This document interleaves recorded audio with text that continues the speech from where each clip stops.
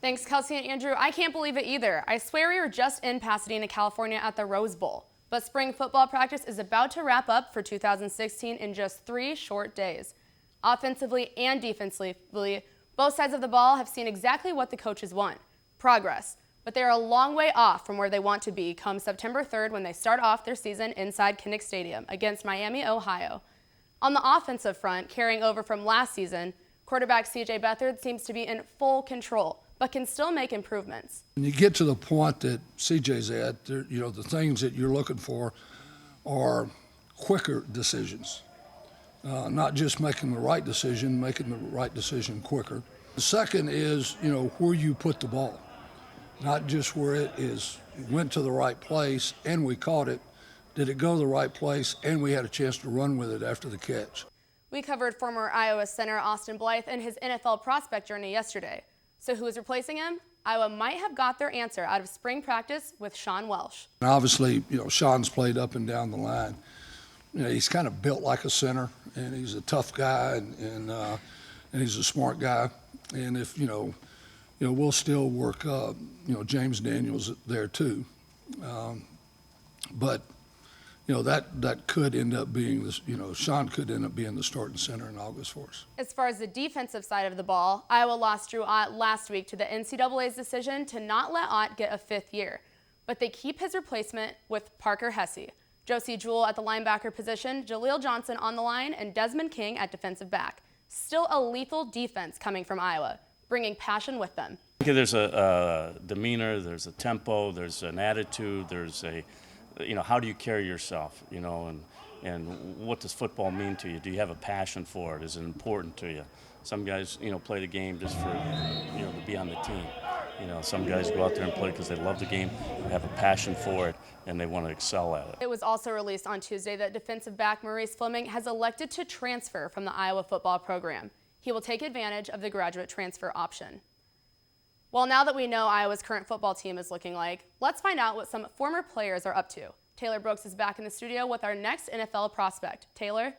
Thanks, Holly. Next on the list is former fullback Adam Cox. Once a walk-on in this program, Cox turned into a dynamic force on and off the field. After earning a scholarship in 2014, prior to the season, the Illinois native was caught with some adversity, but with a little mental toughness, he was able to come back successfully. Check it out.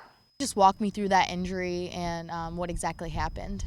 Yeah, that was pretty tough. Actually, the day before was when Coach Ferentz told me I was going to be put on scholarship, so I was at like an all-time high, and then the next day was our first padded practice, and kind of just going through a 9-on-7 drill and got rolled up on and heard my knee pop. Wasn't sure what happened, and the next day I got an MRI and stuff, and I ended up with a torn ACL and missed that season and just kind of had to rehab through it and get back for my senior year. Was there ever a moment in the season where you kind of just took a step back and you're like, wow, we have a team here and we could do some incredible things? Yeah, honestly, I think the moment I will always remember is the getting off the bus before the Minnesota game. There was so many people out there and they were so loud, and kind of got goosebumps walking down. You're like, man, we have a chance to be 10-0 after this game, and we have a good team. This is going to be a fun night, and obviously it was, and we just kept rolling after that. Personally, when you found out it was the Rose Bowl, how excited were you? I was really excited. I was nervous. I remember me and my roommates were kind of sitting there watching the show, and there was a couple of games before us that got shown on TV, and we're like, man, I don't know. And then it came up, and we kind of just all started yelling and cheering. It was pretty cool. It was pretty fun. What really got you to the point where you want to go for this? Just not ready to be done with football, and that's another thing I'd regret if I didn't try. Just knowing that you have a chance to play at the highest level is pretty cool, so I would have been upset with myself if I didn't. Has the NFL always been a dream to you, or did it come at a certain moment, do you think? Yeah, it's been a dream since, kindergarten or whatever, just watching those guys on TV and stuff. It's like, man, that'd be awesome. So it was a far-off dream, and the last couple of years, you're like, man, maybe, and now hopefully it is comes true, so we'll see. Alongside Adam Cox, Macon Plewa was also a part of that fullback group. He'll probably go to the draft as well. On Thursday, we continue NFL Prospect Week with the offense still, and this story is a little different, as former tight end Jake Doozy will have to wait a year to enter the draft in 2017. Find out why tomorrow. And for all of these full interviews, go to the Daily Iowan YouTube page. Holly, back to you. Thanks, Taylor. Just down the road, though, at Bob Pearl Field, Iowa took on the number 19 Missouri Tigers for a midweek doubleheader on Tuesday afternoon.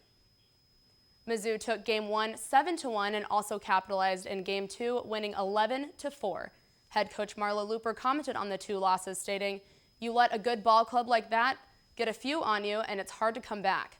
We have to clean things up before this weekend." The Hawkeyes return to the field this Friday, April 22nd, for a Big Ten 3-game series against Penn State. The first pitch is slated for a 6 o'clock start.